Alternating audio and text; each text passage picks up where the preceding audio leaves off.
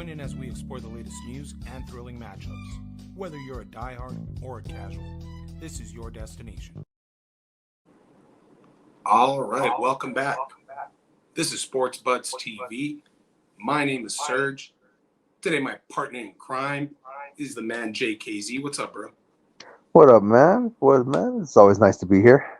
Yes, sir. Yes, sir. We're back at it like we never left with some sports talk. And we'll go ahead and jump right into it. We'll pick things up today, JKZ, with the NBA, man. And let's take a look at the standings. There's just a handful of games left in the season.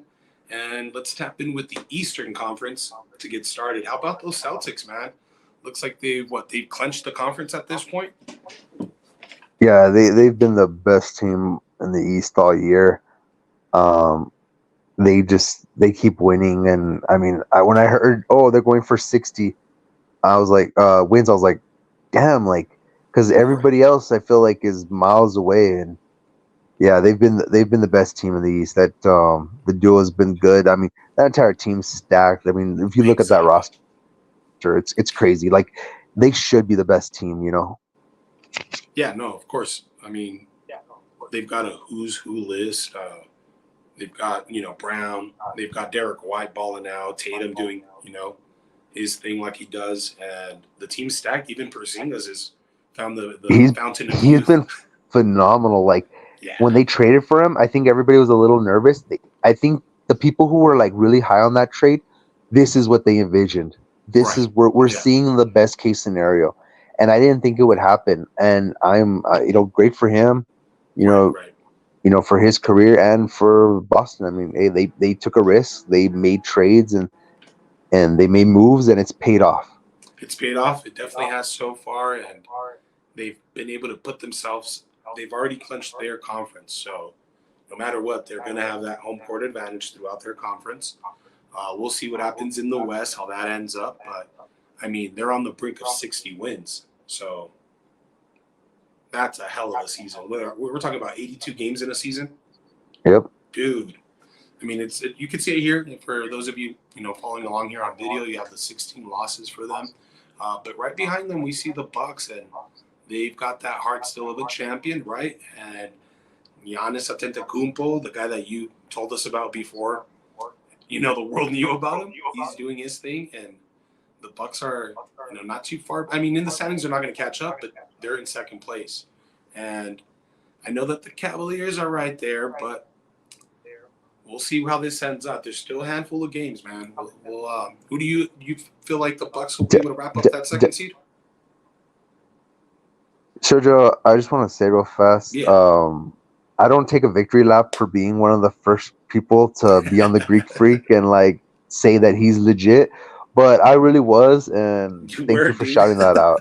Yeah, I'm glad. Like, I don't brag about that. Like, I should more than I do, but I don't. But that being said, they're probably the most like interesting team because I don't know how good they are. I don't know what we're gonna get.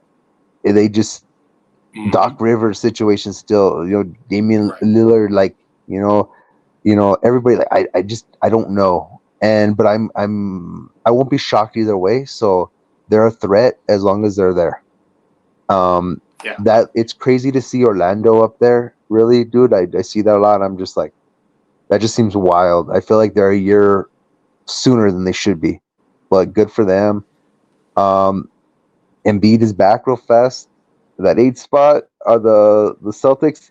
He gutted out that win last night. Like, balled out. Like, come on his first game back. Like, are the 76ers a threat? Like, like what do we know? Like, there's still a lot going on here. While I think the East has not been as entertaining as the West is, and we'll get into that. Yes. But there's plenty of storyline, and there's plenty of stuff going on in the East that shouldn't just be overlooked. It's going to be an exciting playoffs.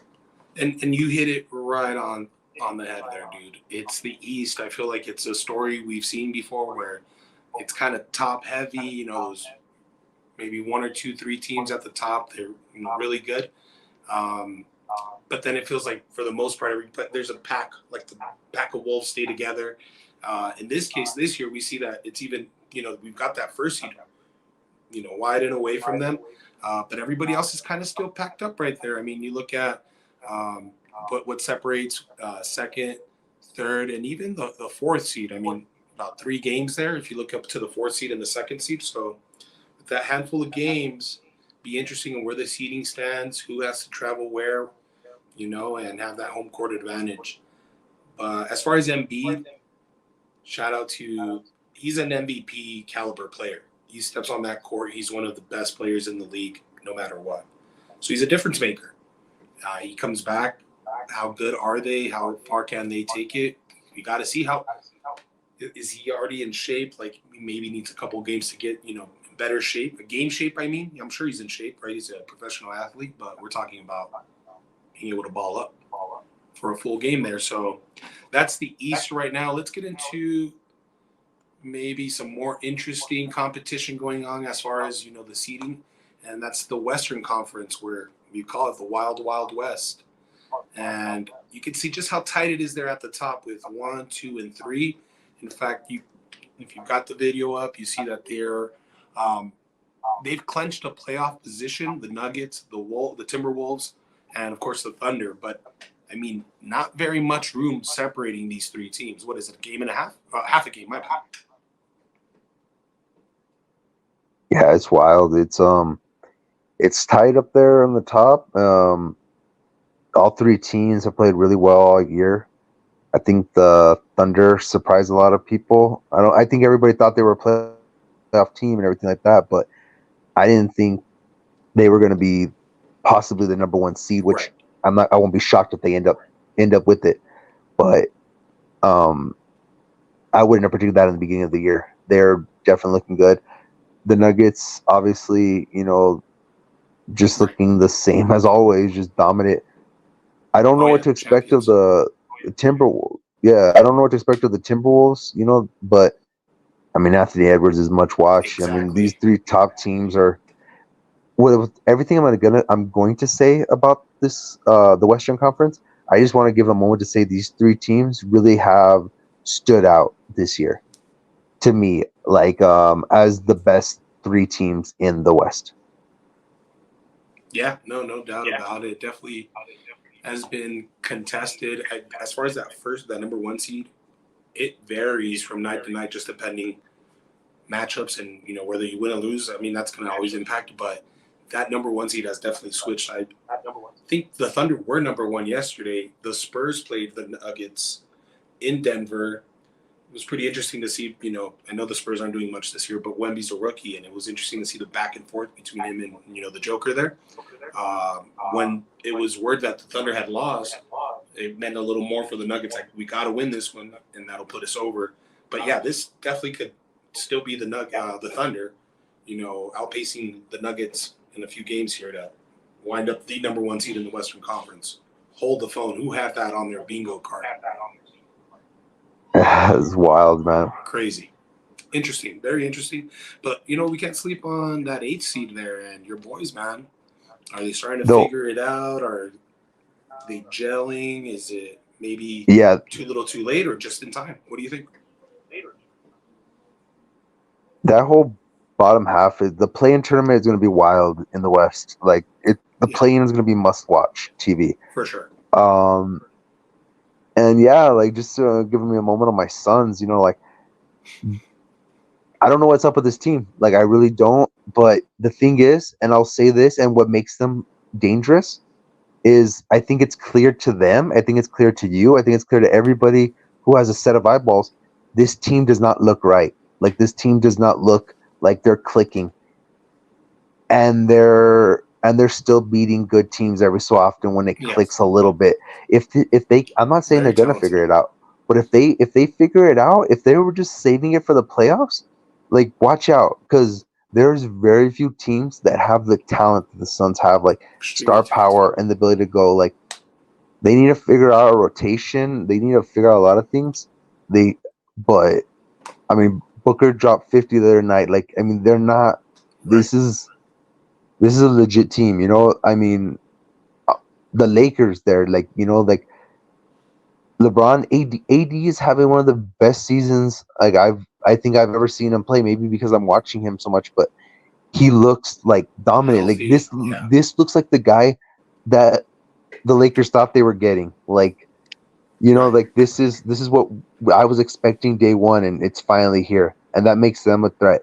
I mean, I'm not gonna even talk bad about Golden State. Like, I mean, they're still Golden State. Like Oh I yeah. don't. I'm not. It's gonna be interesting. Like, nonetheless, the Kings. Like that play-in is gonna be must watch if this is how it ends. Like up being. Yeah. No, but you mentioned three there that I think are really jumping out of the screen. If you're looking, remember we got this one up on YouTube, Sportsbuds TV. But if you look at those three teams that I'm focusing on right now, we're looking at the Suns in the 8th spot, the Lakers in the 9th spot, and the Warriors in the 10th spot. Dude, these are teams that are very, very popular. So, I mean, they're definitely going to be watching this. That play-in is going to be something a lot of people are going to be tuned into. LeBron James, dude, it feels like he's just defying everything we know. Like each night, each game, it's just something different. Like now it's another history. It's insane, man. And he also had a quote where, and it feels like he's talked about it more often than not. Now he has a new podcast with Reddick, which definitely, tune into that. Sounds like a good listen. But you feel like he mentions more of that. He's closer to the end. Right, and it's obvious. I mean, 20 years in the game, but he realizes that this cannot keep going on, dude. It's insane. I tell this to people because it's hard to say like legacy, greatness, whatever. Right. If you're all I can say is this right now. We can only talk about this question right now. Put it on the table. Is if you had to win a game, you could create your team of any players in the world, and you had to make a team to win one game in the next day or the next week or whatever it is, like in a short amount of time.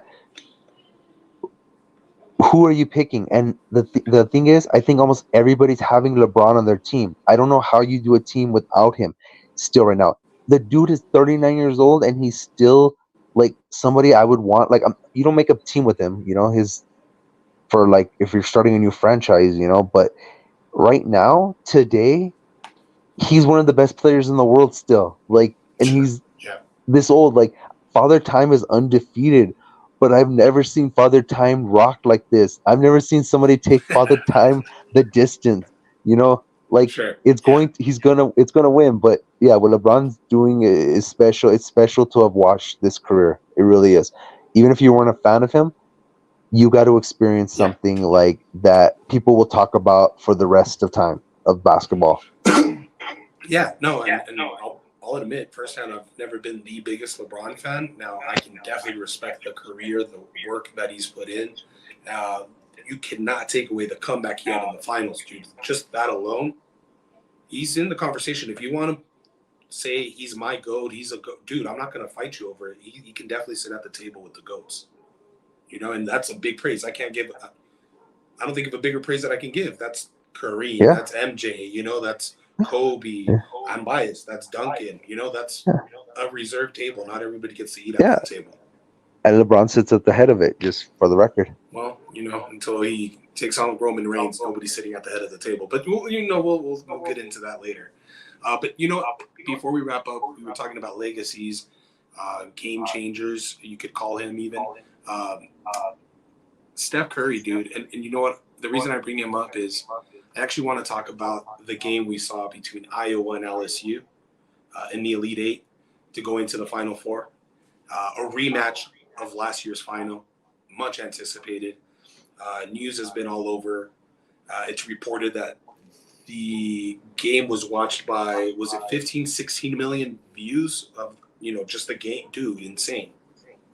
What did you think about that Elite Eight game that we got between Iowa and LSU? It was wild. I feel like I've been watching sports a long time since I was a child, like some young kid and stuff like that, watching Sports Center. And I would see women college basketball like highlights around this time because I would put it there, and you see UConn and you see Tennessee, you see certain programs, you knew that it's a thing and it's legit. They are on another level right now. That is, Oh yeah. it's insane. This is everything that could go right going right for a sport. Like Yep. women's college basketball is bigger than ever, Yeah. and that game was a prize fight. That was a Sure. heavyweight. That was Mayweather Pacquiao. That was important. Like for this, and it was Oh yeah. massive. LSU. Iowa. Caitlin Clark is legit. She is everything basketball, not women's and men's Basketball. basketball Yeah. is about right now. She is like, if you want to look up what the current state of basketball is, that's one of the examples. That's something you need to look at. It's insane. I know you have the comparison to Curry, or not comparison, that the influence of Dude. you could see in her game and stuff. And yeah, like it's crazy. Like she's a shooter that's like got unlimited range and stuff. Yeah. Like quick with it too. The handle, like this Accurate. just like the kind of person you want, like taking a shot. Like like when you watch a Golden State game, maybe not currently, but in prime, think of the best version of Steph Curry you can think of. When he had the ball and he took a shot, it didn't matter what it is. You thought it was gonna Right. go. Like and that's what she has, and it's incredible. It's beautiful to watch, and I'm glad I'm glad at one point 16 up to 16 million people were watching.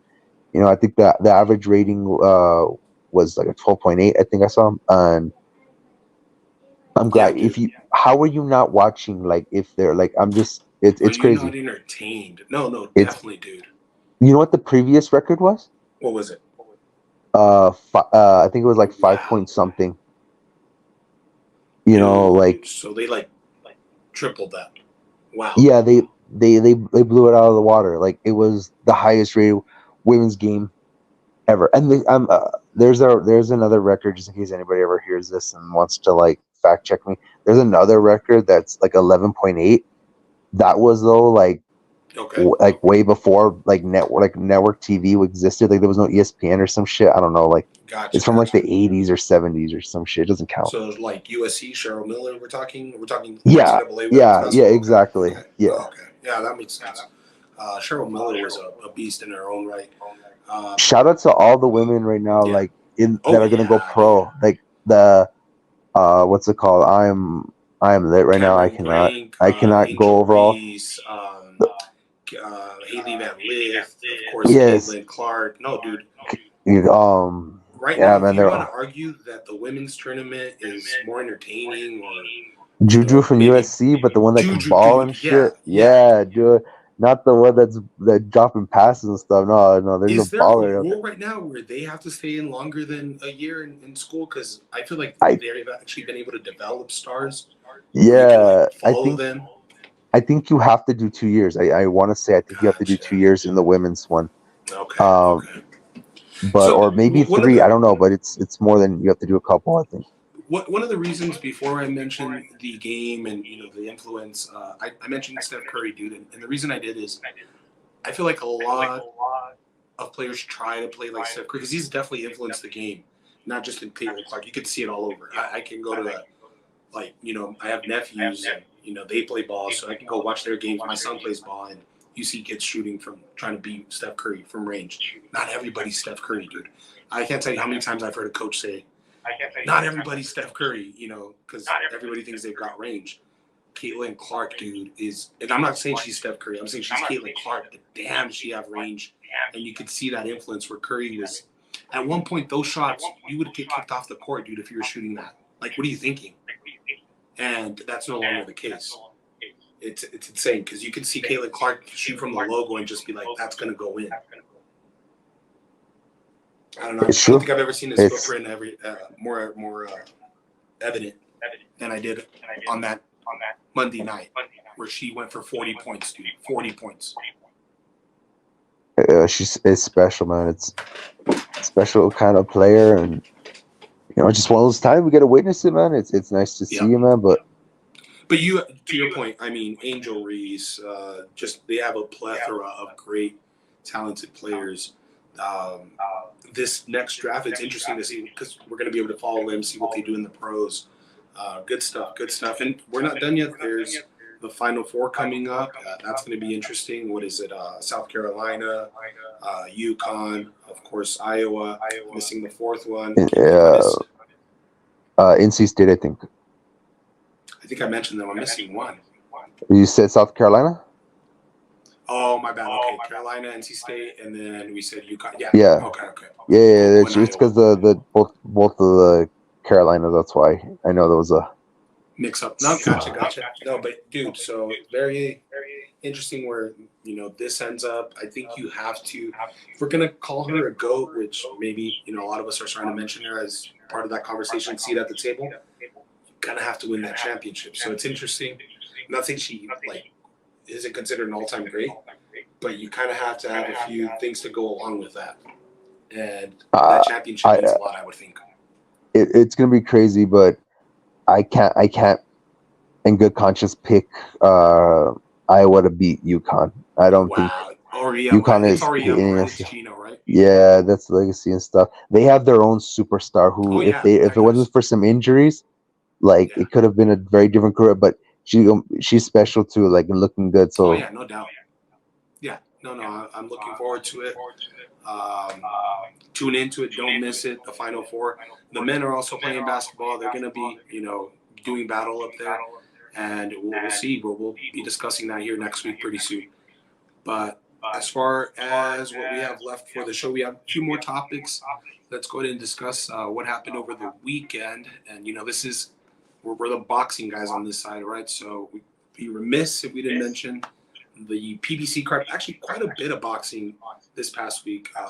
ESPN Top Rank had Valdez and had Sinisa Estrada each in their own fights, and definitely exciting fights. But let's talk about Saturday, where we saw in the co-main event, Isaac Pitbull Cruz beat Rolly Romero for his 140 belts. Isaac Cruz now becomes a champion, and in that division, we have four champions. I mean, we're looking at Teofimo Lopez, we're looking at Devin Haney, Sabril Matias, and now Isaac Pitbull Cruz. So that is a very interesting division in boxing. See where those fighters match up. If they end up going through some sort of unification, we're going to see Devin Haney taking on Ryan Garcia on 420.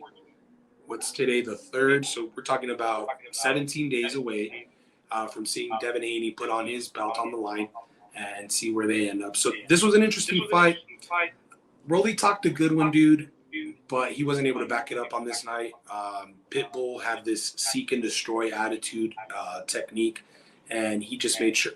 And because Rolly talked so much, I think that added a little bit more to Pitbull's approach, because he just saw red and he didn't stop until the fight was stopped and the ref said, no, that's it. So that was the co-main event. I don't know if you had any thoughts about it, if you heard anything, about the fight, how it all ended up there in the co-main event. But if not, definitely want to bring up the main event and how that ended up.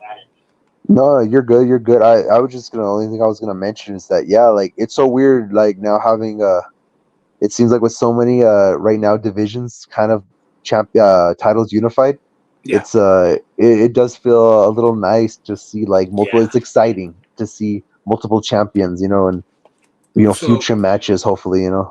So Brody, just to kind of put a little bit into this, Devin Haney was undisputed at 135. He's moved up to 140, so it's just he's got a lot. It's he's undefeated. He's definitely somebody to look out for. Teofimo Lopez, some would say he was undisputed also, but if not, he was definitely unified at 135. Okay, you can't take that away. So he's also a top dog now. He's at 140. Isaac Pitbull Cruz fought Tank Davis, and they went 12 rounds. Not a lot of people go 12 rounds with Tank Davis. He was able to finish the fight. Yeah. And now he's a champion at 140. The last guy is Sabril Matias. That guy's scary. Boxing, I think, serious note, man. Boxing, you can't. It's a sport, but you don't play boxing.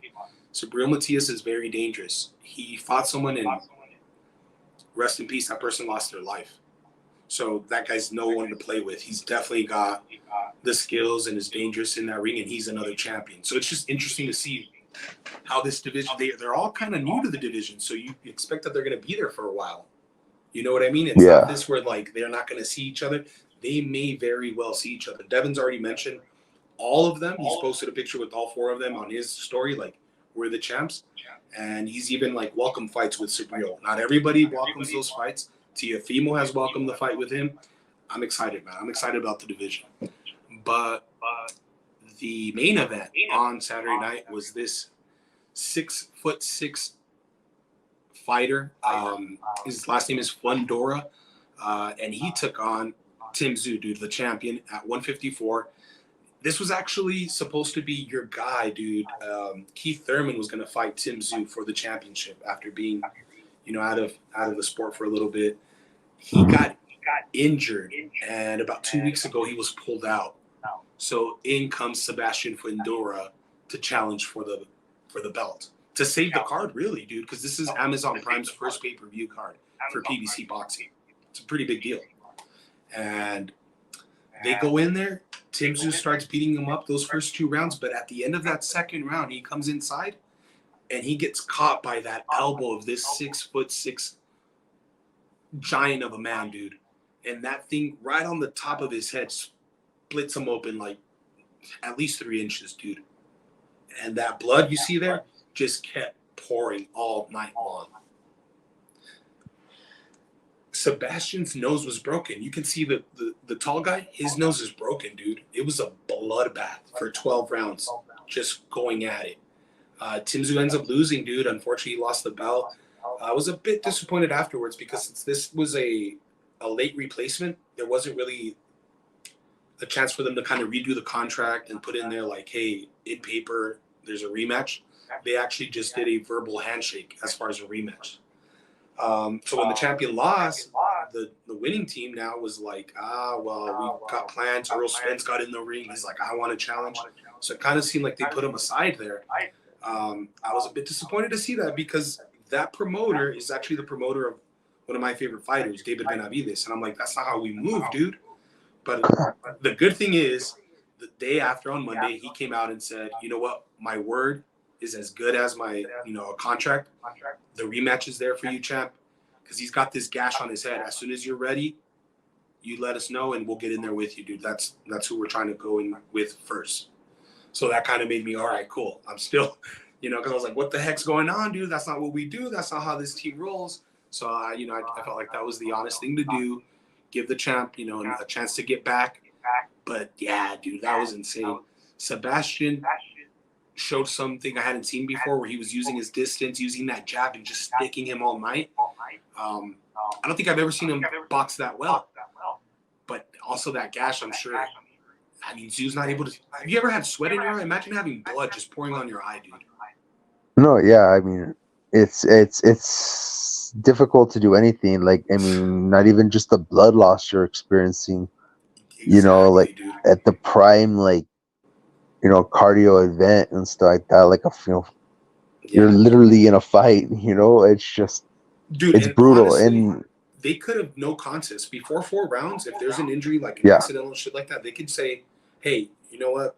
That's it. There was an injury. We'll no contest and we'll refund or whatever, or we'll run it back. But they're like, nah, we can't do that. It's the first pay-per-view on Amazon Prime, dude. We can't do this. So he bit the bullet, and I'm just glad they're gonna let him run it back because that's all you can ask for. Yeah, that was definitely the right thing was done. It's a good move. It's the right thing to do, and it's nice that it's working out like that. Yeah, dude. So that was the boxing, drama that went over the weekend. Very exciting, action-packed drama, very high drama, big drama, the way Triple G would used to say, big drama, big drama. So yeah, shout out. In about 2 weeks or so, we said, 420, definitely a big fight to look forward to. Devin Haney, Ryan Garcia, keep it here. We're going to definitely cover that more, previews, predictions. And in about a month, dude, we'll be seeing everyone's favorite face of boxing, Canelo Alvarez, and he'll be taking on Jaime Munguia. Now, that's still a ways, but just something to look forward to, and make sure you keep it here at Sports Buds TV. But this week, dude, let's get into the main course finally. Let's put up the image there. Let's change the banner there because it is WrestleMania. Ooh yeah, dig it, dude. WrestleMania 40, dude. The biggest WrestleMania ever? Dude, I feel like we say that every year, but I feel like every year they really try to go after that, dude. And this year, it's hard I feel to like say they did. This year they're making like it I mean it feels like they're going all out. All hands on deck. Yeah. Yeah, and it's been noticeable. I mean, I was a little iffy at first when they were making changes, but everything has been perfect. It's been an amazing setup to it. I've enjoyed every week. I've enjoyed every Raw, SmackDown. Oh yeah. And I cannot be more hyped than I am for this WrestleMania. And you know what? Right now, up on the screen here, you'll see the main event for night one. Of course, it's the tag match. We've got Rollins, we've got Rhodes taking on Reigns, taking on the final boss, The Rock. But dude, I'd be remiss if I didn't say I really feel like the women's championship match between Io Sky and Bayley definitely could be the main event on night one. I'm not mad that it's not, but they definitely could have a case for it. I'm looking forward to that one, dude. I'm a big fan of Io and her work, and Bayley's storyline. It's an interesting one, man. It's definitely one where I feel we're paying attention. No, definitely. And before we get into the big main events and the men's, like you give the women's their moment because you mentioned that match and you're 100% right. I wouldn't disagree, but I mean, if we're just talking about women's title matches, I mean, I'm really hyped for Bayley versus Rhea Ripley. Like that one, that one should be a good one. That's a big one there too. You know. Oh yeah, no, we're talking about mommy versus when the man come around, dude. No, for sure. It's really is just to show how big this is. These are like huge main event matches, and like WWE is a publicly traded company, and they would love to put a women's match in the main event. It's a good look, and guess what? When you have quality like that, you can do that. The reason they're not doing it is because how big the storyline they've made with the men's. It's just Shakespeare level of story. This has nothing to do with anybody. It's just this story is the level of like Shakespeare and art, and it's taken to another level, and that's why it's main eventing 2 nights of WrestleMania. And night one, like you said, is this tag team match, and it should be a hell of a main event. It should be everything you want, and I think ultimately it does end up with a bloodline win, but I think it's beautiful. Like it's going to be entertaining. I'm so hyped for both nights, and this first night, like I can't wait just to see what happens. I can't wait to see The Rock's entrance. Like Cody's entrance. Everybody, like everything, just for that. Like the whole I just thought of show right on the fly there as you're talking about it, and I'm picturing how it's going to go down. I just imagined it may be a little repetitive, a little redundant if they do intros night one and then again on night two. What if on night one they do this like remix intro, like for each tag team? Like, I don't know. They make up remixes for their like introduction. You know what I mean? They do like a little remix and it's Rollins and Cody coming out. Because you're going to get Rollins' entrance on Sunday. You know what I mean? So I feel like they would want to do something different. Maybe I'm tripping, but I just thought about that, dude. What if they do like a remix and they come out together? That'd be interesting. I think it would definitely be interesting. I think it would be a cool thing to see what they would do. I also think these guys have way too big egos, and there's no way they're coming out. I'm just saying, not alone to WrestleMania. That pop that you're gonna hear when Cody's music hits. You think Cody's not gonna pop? You don't think Cody's gonna get a pop on Sunday? You think in the main event, the biggest match in maybe WrestleMania history, he's not gonna get a pop to come out to?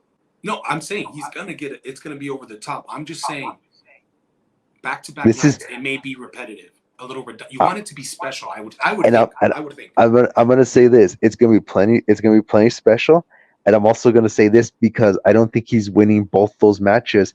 The finish is what's going to matter the most. If he won both nights, I think that would be repetitive for sure. That would feel like celebrating his win twice, which is why I don't think it's happening. No, if we're gonna like get into like some inside baseball here, dude, I'm calling it right now. Night one, it's already set up for the bloodline to go over. It's bloodline rules on Sunday, and you know what? I'll go even further. Bloodline rules on Sunday. They're whooping ass. They're taking names, and The Rock's about to put the nail in the coffin. Either the belt, either that what he's been whooping Cody with, and right when he's about to hit him, either Cody ducks, he gets pushed out of. Whatever it is, he ends up hitting Reigns, and then Cody hits his finisher on The Rock, pins Reigns. Go home, hit the music. So I'm calling my shot right now. That's not a bad little fantasy booking there and stuff on your part. Call it. Take your shot. But let me show you how it's done real quick, Junior. Go ahead. So the entire, you're gonna get about maybe about 6-7 minutes worth of video packages, if not closer to 10, maybe. Oh, for sure. Yeah. For each guy, for each side, before the match starts. So you're gonna get that. Then you're gonna get the grand entrance. Okay. Of Roman first, I imagine, and he'll come out. The champion comes out first. Damn. I think they'll do this for the, and then you'll have a beaten Cody come out there. They'll do their match. They'll have a nice little slow match that everybody's gonna hate, and they're gonna hate it. I can see. They're gonna hate for about like, I would say about up to like, you're not gonna start like getting like excited till about 12 minutes in. Then it's gonna get kind of good and it's gonna be entertaining, and you're gonna be like, all right, cool. You know, maybe even the first finishers get hit on each other and stuff, signature moves. You know, we're getting that for a while and stuff. Then we'll get our first like real like near fall. We might have a couple little pins on there, but we'll get a near fall there. That'll hit. You know, most likely Cody on Roman, and then all shenanigans starts to break out. Chaos. Okay. Everybody's getting involved. It's just it will just be like over the time and stuff. And because I'm leaving this because it doesn't matter how it happens, like if there's different rules or whatever, but there'll be chaos nonetheless. And when everybody's all bloodlines getting involved, all of Cody, everybody who's ever been wronged by the bloodline will come out to help them. Wow. Everybody. Understand, Sami Zayn will come out. Wow. Assuming they're not dead, Jimmy and Jay will both be on there and stuff, obviously. I'm not 100% sure on Seth Rollins, but let's just maybe if he is, maybe Seth Rollins there. But the big ones is going to be, I believe we're going to see a John Cena. Stone Cold. And I think we're going to see Stone Cold. Matter of fact, fantasy book it for you is that when everybody's fighting and dead in the ring and The Rock clears it out, because it will be The Rock who clears out the ring from Cena and Sami Zayn. And he's going to be standing tall in the ring, and he's going to feel himself a little bit, and the crowd's going to be kind of hating. Final boss. And then, you know, maybe a little jawing and just kind of smiling a little or whatever, you know, like hating and stuff like that. Right. And you're going to hear the glass shatter.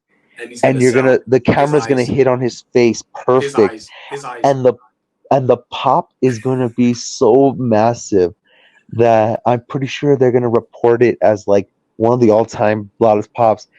And when Stone Cold comes down to the ring and gets into his face, because he's going to walk into there. He's old, so he's going to walk in there. Or maybe he comes down an ATV. I don't know. I'll take either one. But they're going to stand face to face, and then they're going to go at it like they used to do back in the day and stuff. And Stone Cold's going to hit him with the stunner and everything. It's going to be great and all that stuff. But then I think he takes at least a Superman punch or a spear right away from Roman. And then he rolls out and stuff, you know. And then it's Cody and Roman standing in the ring together. And they look at each other. and the music from Rocky 4 starts playing like in the last rounds, where they're looking at each other and they start going at it, and Cody and Roman go at it for I think at least maybe another 10 minutes. I'm not even exaggerating. I think it's possible. I think people get up and they leave, and it's all this. And when it's over, Cody finally vanquishes Roman Reigns. Finishes the Cody story. will stand up. He'll hold the title in his hands and he'll cry, and fireworks will go off. The locker room will clear, and they will come into the ring.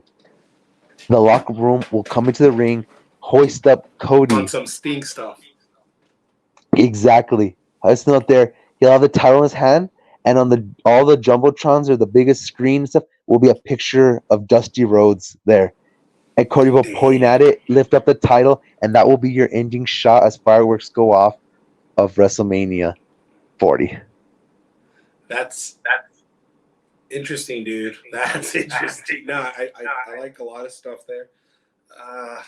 The Stone Cold one, dude. I feel like, but it could happen. It could happen. If they do that, I just want to say that was 100% WWE just giving one to the fans. Right. Because you don't not hype up Stone Cold Steve Austin. You don't, like, you hype him up. That's a big deal. And I'll go further. Hype. Didn't they, like, on that where they're outside backstage doing a little bit of piece of work out there? Isn't there like a trailer in the background and it's got two faces on there? Yeah, John Cena and Stone Cold. And then everybody said done by accident. No, everybody says they don't even use that one anymore and stuff. Yeah. It was just there because they were doing it for that reason. And if that's why by accident or coincidence, that's a hell of a fucking coincidence, dude. Oh yeah, no. So it's WrestleMania. That glass shatter will be massive. Like, people will lose it. Like, I will be in a house with two other guys, and we will all three of us be up there. My boy Kenny will be dying if that happens. Like, he will. Oh, hell yeah! That's his, like, biggest hero in the world and stuff. Like, sure. And he will lose it. Like, it will be the thing ever. Like, dude, it'll be the greatest thing ever. And The Rock being, like, one of my heroes, dude. Like, hearing that glass shatter is just gonna, like, bring some fucking, like, memories that I've been, like, put behind, dude, and just gonna, like, no, dude, what the fuck? We've seen this story a few times. No, man, but it would definitely be. You've got some good stuff there, man. You may even be able to book for WWE maybe later on, but right now we have to on the pop, so we'll take it here, man. That was a good booking there, man. As far as how it all breaks down, how we'll wrap it up, we'll show up, but I don't know, man. I really feel there's going to be that spot where The Rock's about to put the nail in the coffin. And I'm just interested to see how it winds up, where he misses Cody and just plants Roman. And then that sets them up to be able to go into their – because they got to get it on, dude. They got – pause, whatever. They got to get in the ring and settle their whole who's the head of the table. Because that's the storyline I wanted to see. But full disclosure, I'm a big Rock fan. So, of course, I wanted my guy to – now, of course, what we've got now, dude, that's like throwback – it's insane the work that he's been able to do since he came back, and he's bringing back the old fits, and the crowd starts booing him, and then he starts dissing the crowd, and they love it, dude. It's just that's the Rock we like remember back in because he hasn't been that Rock in I don't know how long, dude. No matter how many times he's come back, he hasn't been that Rock. Exactly. Dude. That's not even Hollywood Rock. This is insane, dude. Because like people mentioned Hollywood Rock, and he was in a good character like that as well, but this is like late 90s Rock, dude. It was different. It's legit heel Rock, and I know exactly what you're talking about and stuff. And that's what's exciting to see. I definitely want to see where they go with this and stuff. What happens if Roman retains? And I know it's a really good piece of work, dude, when I'm such a big Rock fan, and I've gotten to the point now where I'm like, it's time for you to get your comeuppance, and Cody Rhodes is going to be the guy to do that. So, it's storytelling, dude. It's why we like the show, dude. Storytelling, right? It's been done for so long, and if it's done right, I don't think there's a lot that can beat it. Well, your tribal chief will retain anyway, so I want that so bad. So you want him to keep you would That would be your Yeah, preference as a for him to fan, like retain. I Okay. think that's what I want. I think that'd be awesome. I think it'd be hilarious. I think it will be massive. I think it would I don't think they'll do it because it would suck the life out of everything, but it would be so huge. Like that would be the Sure. Empire Strike Back moment. That's like You know, the I oh like you, what dude, because you made a you case for Cody, like, he'll do it this way, and that his oh it's because father, that's what I think's and gonna that's happen. awesome. I was like, yeah, Yeah. you know that, but then you're like, but it would be so funny. Oh, Just, it'd be great. Roman Reigns just still champion, you know. dude. Put it everybody put the whole bloodline standing in the ring there, putting their ones up and stuff, Oh, and and, just and like then Roman does this promo like, it ain't never gonna end. This is for life. Like, damn, yeah. like really, let's lean into it, dude. Man, I can't wait. I told you guys it was TV. my story. Like it's this, like, Yeah, oh yeah. yeah, he'll just Dude, imagine he like also betrays the Rock somehow, dude. Like, and now it's just me. the Rock goes like, oh yeah, I told you we could do it. He's like, oh no, there's no We, us. yeah, dude. I did it. Because then that would kind of open the door now for not, because people were so like Yeah. up in arms, like, no, you can't take it from Cody. That would then kind of open it, like, oh, let's see. But man, I can't wait this weekend. Just wait till next year. This time next year, when Cody has won his third Rumble in a row. This time from number one. Yeah, and he's gonna challenge Roman again the third time, and he puts a stipulation after he won from one all the way, went the distance, challenged Roman again, and he says, "If I don't win, I'll never challenge for the world title ever again." Just like he did in AEW. AEW. Yeah. So he's like, if I don't win, like I'll never challenge for it again, and then he can win, and then it's just. And finally he gets over. It's because Man. you do know that Cody. I'm sorry, I don't want to drag this up, make this a You're sad good. subject, Go but for it. Cody will never be more over than he is right now. As soon as he wins the title, like it's the slow Downhill. decline. It's Sure. gonna happen. Like people are gonna get tired of him. His hardcore fans will always be his fans, and that he won't lose that. And the kids will love him. But there's a lot of fans that I would say maybe like a half, maybe even will start to like drift away from him once he's champion. So why not just milk this and keep it going and stuff? Like Well, we if may he not have to wait long because as soon as this is going to be the ending to like our season this year, right? And if you want to see it that way, but the very next night after Sunday, we've got Monday Night Raw. And I'm not saying that for sure we're going to know who's going to be the next guy to go toe to toe with him for the next year, but we're going to get an idea of who are the contenders, who are the players on that chessboard. Raw after Mania is always a thing too. That's part of WrestleMania weekend.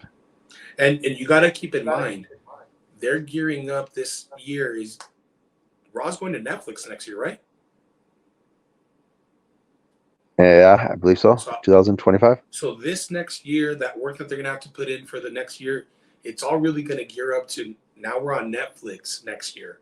And, so it's definitely important. Whatever they do, it's not going to just be this. It's every year they do this, right? It's kind of like a reset. But it's interesting because now they're going on to a different platform. Interesting. Definitely. We just gotta see what happens. It's exciting, man. Nah, bro, for sure. Again, this weekend, 2 nights, Saturday and Sunday. Do not miss it. WrestleMania 40. The card is stacked. I mentioned EO, Bailey. You mentioned Ripley, Lynch. They're going to go at it. But we've also got the Intercontinental Championship, Gunther, Zayn. They're going to go at it.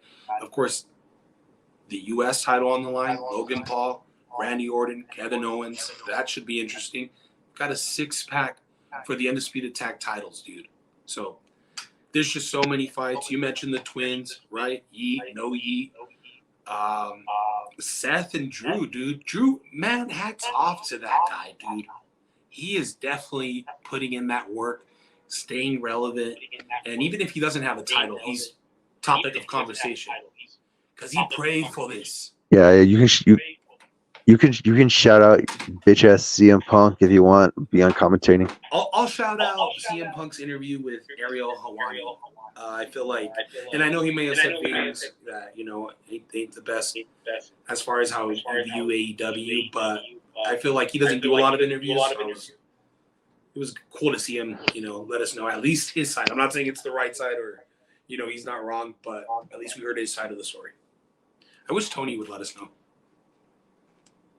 CM Punk is he's a character that thinks he's a character. He thinks he's CM Punk. He thinks he's this guy, and when it's important to him, and then when he wants it to be fake and it all just be like professional, oh okay, it can be professional now. Like he flip flops. He's just I don't know, maybe he's bipolar or something. I don't know. Like it's something going on with him because you hear him talk, he'll contradict himself or what he says about some stuff and other things. Like I can't stand the guy. And but hey, the good thing about it is you don't have to watch if you don't want. So if his segments I don't want to see, I'll just fast forward to the next good stuff.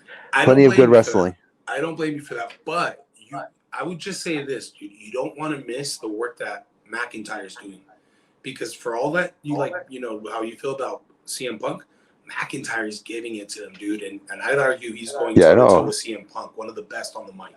Let's at least be like objective and like he's really good, dude, and he's being able to like hold his own, and I'm impressed. I'm impressed because he's always been good in the ring. Punk was crying about him like when they was trying to like talk over him in his promo and stuff. Yeah. And then like he was trying to like McIntyre didn't get rocked. CM Punk starts to cry about it, like not making sense and stuff because he thought this other guy was gonna get all shook and like he says he's just some old grouchy old man. That's what CM Punk is. Drew McIntyre is the future of professional wrestling. Nah, dude. So it's good stuff. I wonder how he'll get involved because I'm sure it's gonna happen. But like we said, man, plenty of fights on that card. Don't miss it. LA Knight, AJ Styles. Just the card keeps going, dude. We got Belair, Bianca Belair. What is it? It's like a 3-on-3. 6-woman tag. Yeah, there you go. My girl Naomi, they're taking on Damage Control. The other members of Damage Control. Big night for wrestling. We definitely had to take quite a bit of the show to really dive into WrestleMania because it's that time of the year, guys. Don't miss it this weekend. Anything else you have before we wrap it up? No, man. Shoot, I'm just excited for WrestleMania. I'm excited for sports. A lot of good times coming. You mentioned fights coming up. We got NFL draft coming up. I mean, we got a lot of stuff. It's a fun time right now. Oh yeah, make sure you keep it here. Sports Buds TV. You'll be able to find us everywhere on social media. Just Sports Buds TV. You'll be able to follow us, like, comment, subscribe where you can. My name is Serge. That's the man, JKZ. Again, this has been Sports Buds TV. We're out. Y'all be good. Thank you for listening. Hope you enjoyed the latest episode. Don't forget to subscribe, like, and follow. See you on the next one.